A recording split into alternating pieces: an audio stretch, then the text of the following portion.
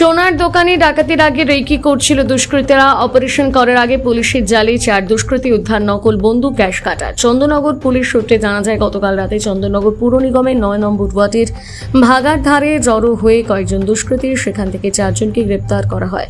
ধৃতদের মধ্যে আমতার দীপঙ্কর বোসের বিরুদ্ধে চুরি ডাকাতির একাধিক অভিযোগ রয়েছে। সেই ভাগার ধারে বাড়ি ভাড়া নিয়েছিল মাস তিনেক।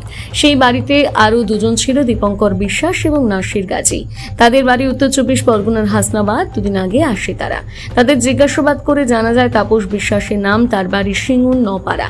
তাপস এদের এক জায়গায় নিয়ে আসে। উদ্দেশ্য ছিল সোনার দোকানে ডাকাতি করা।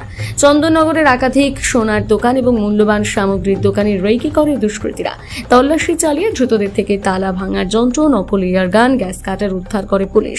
চন্দননগর আদালতে পেশ করা হবে পুলিশ হেফাজতে। এই দলে আর কেউ যুক্ত আছে কিনা তা জানার চেষ্টা করছে পুলিশ।